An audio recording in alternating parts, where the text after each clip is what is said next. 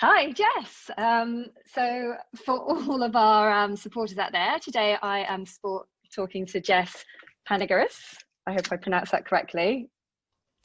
Panagyres. You're very close. Panagyres, sorry. Who's featuring on episode 3 of ABC's Fight for Planet A, which is coming on tonight, and it's all about food and agriculture, or emissions from food and agriculture. So Jess, would you like to tell us a little bit about yourself? Yeah, hello. Thank you very much for having me on this interview. I'm actually from Western Australia, so I grew up in the Perth Hills, and so know West Australia well, know issues of land degradation well in WA. Used to spend, camps at high school going and doing tree planting in the wheat belt. I think the last trip was to Cunderdin. And I guess since I left uni in Western Australia, I've worked as a forest and climate campaigner, both in Australia and internationally. So I worked for Greenpeace International, working on forest and climate, and for the last 4 years led the Wilderness Society's deforestation campaign here in Australia. Thanks. And it's right, you're currently now the philanthropy manager, is that right, at Australian Environmental Grant Workers Network. That's right, yeah. Quite a mouthful all in once. So thank you so much for joining me. I would like to firstly acknowledge that we are broadcasting this from Wujik Noongar land, and that we acknowledge the traditional owners of this land and give thanks to elders past and present. So, Jess, I'd like to pick your brain and about deforestation here in Australia. It's quite a problem. And so I just wanted to talk to you about some of the studies that you've been involved with. And I'd also like for you to sort of talk to some of our supporters about, what the issues are at the moment. Yeah, so it's something that a lot of Australians really don't know, that Australia actually has a really major deforestation problem.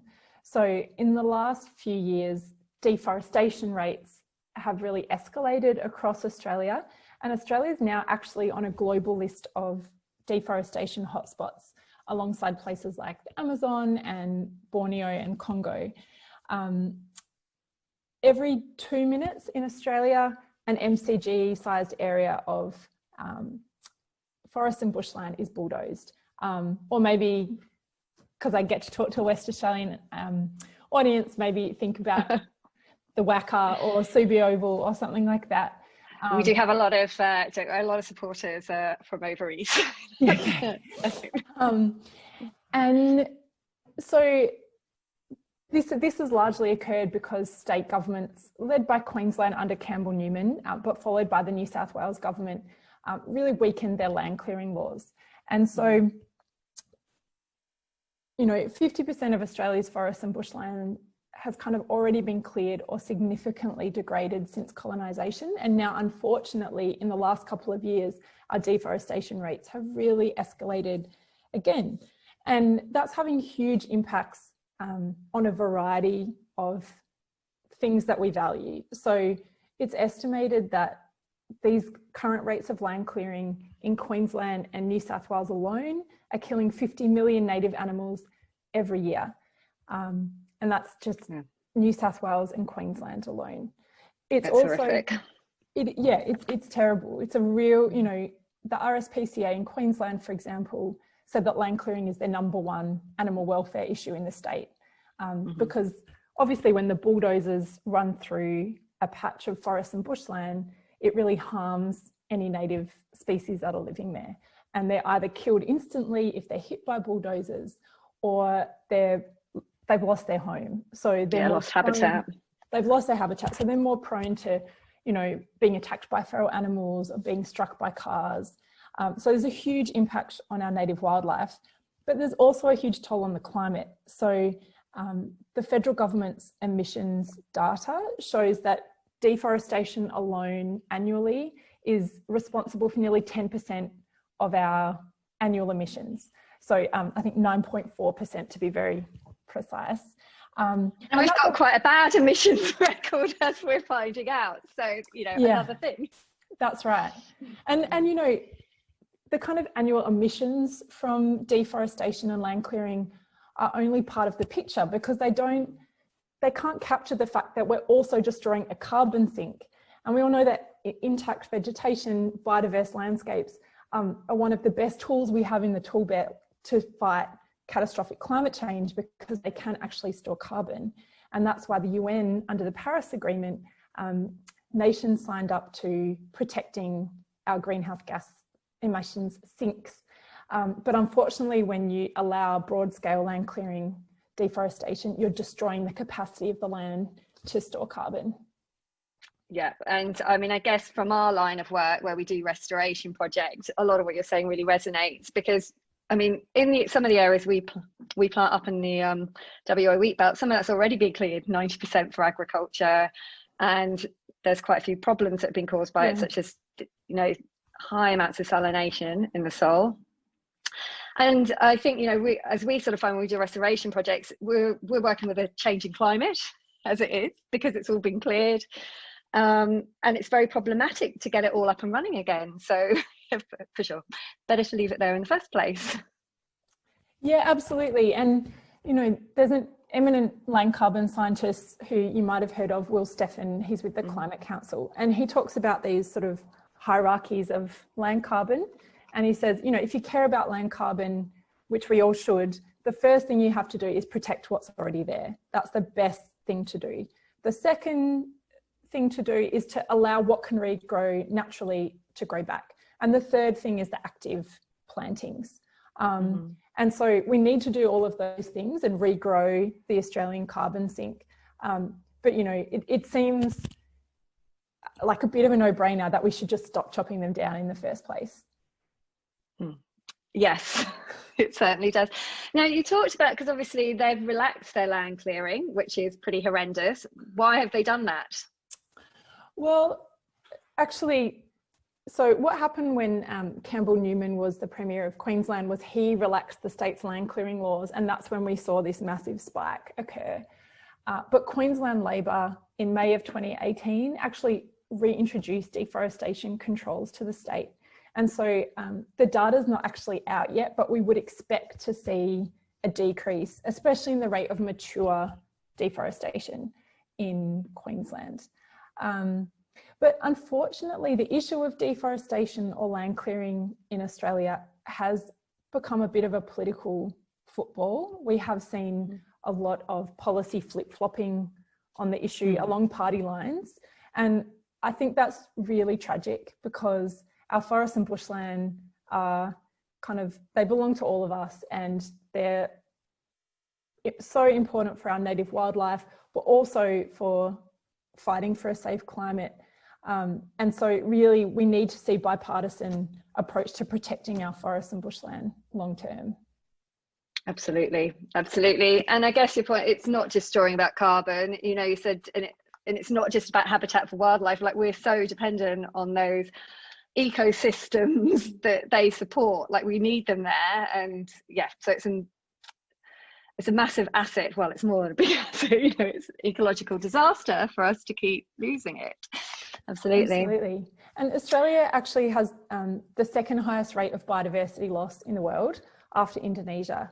And when a number of Australian scientists were interviewed about that fact that came out about 2 years ago, they all said habitat loss, land clearing, logging was the reason that we had such high biodiversity loss. So it feels to me and to many scientists that evidence is in, and we just need to protect the forest and bushland we have left. We need to do that through strong state laws and strong federal laws. We need to reform the industry that's driving the most of this clearing, and then we need to get. And I was going to just say, sorry, with the industries, which industries are driving this? Yeah, great question. So we did a study when I was with the Wilderness Society. We did the first ever GIS analysis of the underlying drivers of deforestation and land clearing in Queensland. And the reason that we focused on Queensland was because it has by far the highest deforestation rates in the country, followed by New South Wales, and then Western Australia, actually. And we found that 73% of all deforestation and land clearing in Queensland was linked to beef production. And that meant that beef was listed as the primary or secondary land use on 73% of the land that had land clearing on it in the last 5 years. And that was even more stark in Great Barrier Reef catchments, unfortunately. So 94% of all deforestation in Great Barrier Reef catchments, beef was listed as the primary land use. So wow, I didn't know that. So absolutely, no one did. It was the first research of its kind, but it was consistent with some national government data. So the federal emissions data shows that around 76% of all deforestation that's recorded by the federal government has grazing listed as the main purpose. And so what that tells us actually is that it's really clear what industry needs to reform, and that's the beef industry. But the very good news about that is we then did a bit more research because we wanted to understand, well, does that mean that all beef production in Queensland is linked to deforestation? And actually we found not at all. We found that 68% of all of the parcels of land under beef production were actually deforestation free in the last 5 years. And so what that tells us is a very positive story that most of the beef land is actually already doing the right thing. And so it's a small, it's a small section of the industry that really needs to clean up its act, go deforestation free. And then we can say to the world, Australian beef is sustainable, it's deforestation free. And that's the direction we need to go in. Yeah, so definitely some good and bad news there, I think, in terms of what you said. Very interesting. I guess I wanted to sort of switch a bit of direction about obviously what is causing land clearing. And obviously we as an organisation do quite a lot to restore habitat that's already been, I guess it's already been taken. And you did talk before about the hierarchy. I guess what I just kind of wanted to have a talk about to you is like the good and the bad side of nature-based carbon offsetting, because obviously there is good and bad. And I think, you're so right. Initially it's a hierarchy, isn't it? Don't destroy it, leave it alone, and then it's intervention after that. So I guess my sort of question to you is, did you find when you're sort of looking at deforestation, the fact that, the carbon offsetting done through sort of tree planting could be a bit of a hindrance in allowing this to go on? It's a really, really great question. And I think the first thing I want to do is take one step back and say, let's look at overall what we need to do to tackle climate change. If we're going to try and cap global warming to 1.5 degrees, the UN's made it very clear what we need to do. And that is we need to transition away from fossil fuels. And we need to protect the forests that we have left, and we need to do restoration, and we need to start sucking as much carbon down out of the atmosphere as we can, because we're at real risk of massive overshoot. And so I guess the first principle is that we can't allow any land-based offsetting to delay the transition to clean energy. So I would say first principle is bad carbon offsetting is that carbon offsetting that is used to delay or distract from the fact that we need to move away from fossil fuels. First point. Then if we narrow down to land carbon, I think tree planting can sometimes be used to distract or delay ending the destruction of our forests and bushland. And the best example of that in Australia is the federal government centrepiece climate policy, the Emissions Reduction Fund. Because what we've seen under the Emissions Reduction Fund so far is about $1.5 billion has been spent on vegetation related climate projects. And that's been for, I think, 126 million tonnes of carbon abatement contracted. If you look at rates of deforestation and land clearing, any of the emission savings from that policy will be undone with 3 years of current land clearing rates. So I think that shows, that kind of shows the scale of what we're talking about. Restoration is critical and wonderful, not just for carbon, but for wildlife and for all sorts of other values. But if we don't address the destruction, then unfortunately that restoration isn't additional. Any benefits that it's creating is being undermined by the bulldozing. And so again, if we look at hierarchy, we need to be transitioning for fossil fuels. We need to be protecting the forest and bushland we have left. And we need to be restoring in a way that's completely additional to those first two things. Yeah, absolutely. And I think I love the way you're looking at it as a hierarchy, because sometimes people are like, there's no one solution at all, is there? It's a combination. Oh, absolutely. And we need to do it all. It's just that unfortunately in this very polarized, often very polarized debate in climate, then one solution is used kind of as a sword to attack another solution, where actually we need to do it all. We just can't allow it to be a kind of rivalrous space, I think. No, I'm in complete agreement. And I sort of switching around a bit on topics here, but I just wanted to talk to you about, in far as we've already had so much land clearing, and we've spoken a bit about it before, but the impacts that it has had on Australia, because I sort of heard interviews before, some of the figures here of how much biodiversity we have already lost. So I was just going to ask you, just to give some of our members some of the figures of, habitat, of the loss of species we've already got here in Australia. Yeah, absolutely. So, as I said earlier, we've got the second highest rate of biodiversity loss in the world. We've got the highest rate of mammal extinction in the world. To give an example of how land clearing plays into this, I'll just look at my figures. So between 2000 and 2017, 7.7 million hectares of potential habitat for threatened species was cleared in Australia. So I think that gives a sense of the scale of the destruction and what's at stake. No, I think even though when you have someone talking it back, even though you sort of read them and you keep hearing them back, you're just like, it is astounding and quite depressing. Well, but I guess what I'd like to talk about now is what can we do as individuals to, limit deforestation here in Australia? Yeah, great question.